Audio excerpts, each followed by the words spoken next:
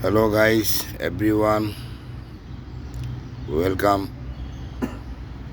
আজকে আপনাদেরকে দেখাবো এই যে এদিকে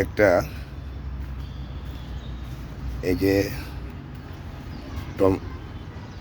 একটা কুমড়া গাছ দেখছেন, এখানে ফুলও আছে। এই যে পলিথিন বাঁধা দেখছেন, এগুলো আমি বেঁধে দিছি। এই যে দেখেন, এখানে এই দেখছেন, এটা কুমড়া, এটা করা লাগছে, এটা হয়ে যাবে গা। তো এটা হচ্ছে পুরুষ ফুল। হ্যাঁ, তো এখানে আসলে হয়েছে কি, ছাদের মধ্যে উপকারী বন্ধু পোকা কম উঠে, যার জন্য মৌমাছি আর কি। এই যে এখানে কাঠ দেখছেন, এই যে একটা কাঠ দেখছেন, এরকম কাঠ আপনারা টাঙাই দিবেন, ঝুলাই দিবেন। এগুলো জৈব বালাইনাশক, ভেজিটেবল স্টিকি। তো এগুলো হলুদও পাওয়া যায়, সাদাও পাওয়া যায়, সবুজও পাওয়া যায়। আমার গলায় ব্যথা, কথা বলতে খুব কষ্ট হচ্ছে। তো যাই হোক, এখন ওই যে কুমড়া গাছের এই যে একটা দেখছেন, এটা হচ্ছে পুরুষ ফুল। ওই যে এই দেখছেন, এখানে মৌমাছি আছে, এই দেখছেন। তো আমি কি করব, এইটাকে ছেড়ে নিব। এই ছিঁড়ে নিছি এইটাকে। এটা একটা গাছ আছে, গাছটা আপনাদেরকে দেখাচ্ছি, আসেন। এটাকে এইভাবে আস্তে আস্তে করে এই এই এইভাবে এইভাবে ছাড়াবেন। ছাড়াইয়ে এই যে একটা, এটা দিয়ে এটা দিয়ে, এটা পুরুষ ফুল। হ্যাঁ, এটা দিয়ে কি করবেন, এই যে দেখেন, এইটাতে এইটাতে এইভাবে এখানে, হ্যাঁ, একবার দুবার এরকম দিয়ে দিবেন, দুই তিনবার এরকম করে দিয়ে দিলেই হবে কি, এই যে দেখতেছেন, রোদ্রের জন্য দেখাও যাচ্ছে না। তো যাই হোক, এই দেখেন, এভাবে যদি করে দিয়ে, তো এটা আসলে মৌমাছি এসে যদি আপনার পরাগায়ন না করে, এটাকে হ্যান্ড পলিনেশন করতে হয় আর কি, হাত পরাগায়ন করে দিয়ে আমি কি করব এখন জানেন, ওইটাতে এখন আমি একটা পলিথিন বেঁধে দিব, যাতে করে ওই যে হলুদ কাঠ দেখাইছে ওখানে যেগুলো না আটকাবে, এগুলো এসে কামড়ালে মাছি পোকা অনেক সময় এগুলো এই ছোটো হয়ে থেকে যায়, অনেক কিছুদিন পরে দেখা যায় ওখানে ভিতরে পোকা হয়ে গেছে। তো আমি পলিথিনটা বাঁধতেছি, আপনাদেরকে দেখাই, দাঁড়ান।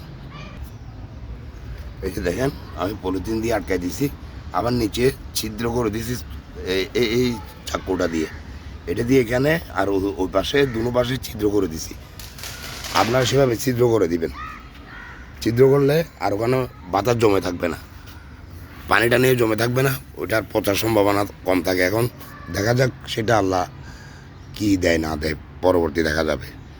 আর এই যে দেখতেছেন এখানে, এই যে এগুলো আমি কাটতেছি, এগুলো কোনো গরু ছাগলের খাবার না, এগুলো সবগুলো আমার দেশি মুরগির খাবার।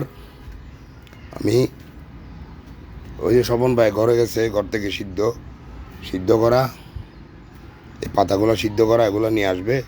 এগুলো আসার পরে আপনাদেরকে দেখাবো। এই যে দেখেন আমি কীভাবে কাটতেছি, এগুলো কাটতেছি কি জন্য জানেন, খরচ কমানোর জন্য। এগুলো দেশি মুরগি এমনিতেও কাঁচাতেও খাবে, সিদ্ধ করলেও খাবে, আপনারা সিদ্ধ করেও খাওয়াইতে পারবেন, কাঁচাও খাওয়াইতে পারবেন। এগুলো করতেছি একমাত্র মুরগিকে খাওয়ানোর খরচ থেকে বাঁচানোর জন্য।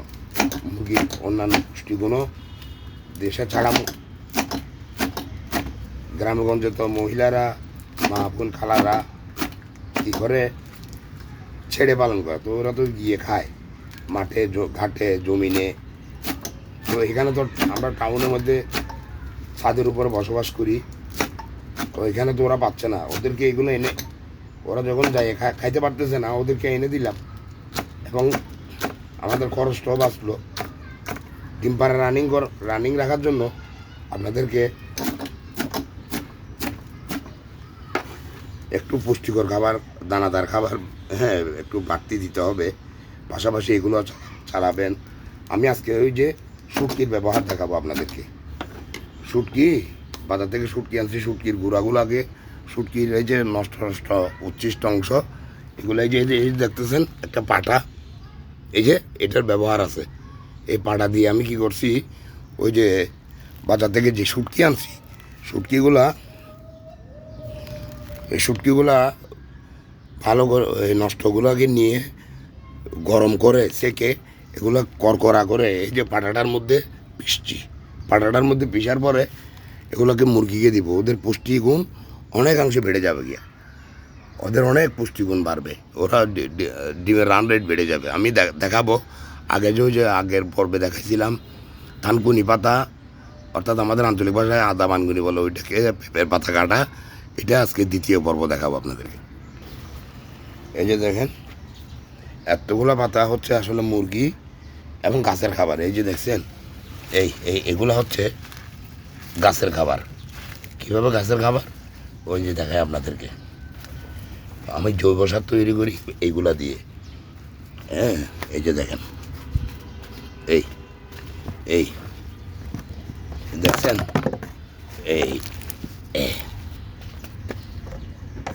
এটা প্রথম স্টেজ, এটা সেকেন্ড স্টেজ, আর এটা হচ্ছে ফাইনাল স্টেজ। হ্যাঁ, ওইটাতে কি এই 2-4 দিন পর একদম পচে একদম কম হয়ে যাবে, তখন পানি দিব, অন্যান্য যাবতীয় জিনিসপত্র দিয়ে তৈরি করবো। এই যে আমাদের স্বপন ভাই চলে আসছে, পানি মিক্সার দিয়েছে, গরম পানি। আচ্ছা, এই যে দেখেন এখানে কি কি আছে। এই যে ওই যে পাতাগুলো দিচ্ছে স্বপন ভাই, ওই যে পেঁপে পাতা, থানকুনি পাতা অর্ধেক দেখছেন। এখানে শসা আছে, তারপর বাঁধাকপি, ফুলকপির পাতা আছে। এখন নতুন করে কাঁচা করে দেওয়া হয়েছে আপনার এই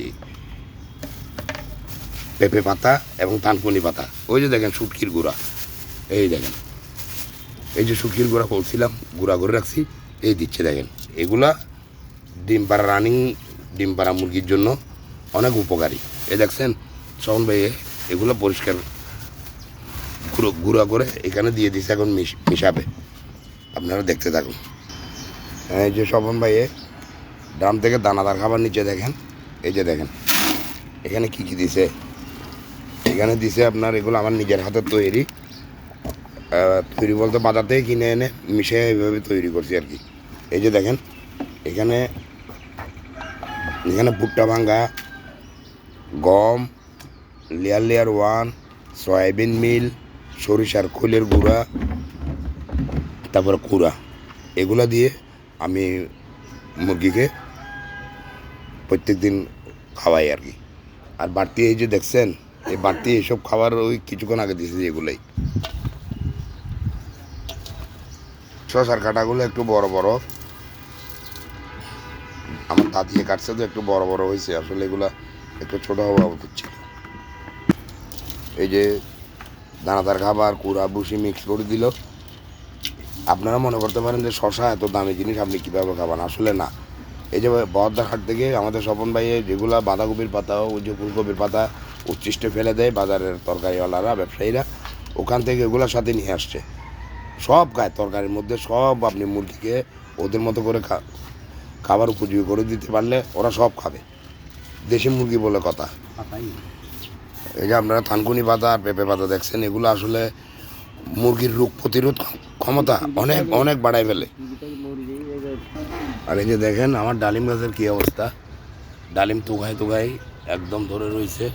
এই দেখছেন, এই যে এটা তো একদম পাকি গেছে, এখন এটা না ছিললে কীভাবে হবে।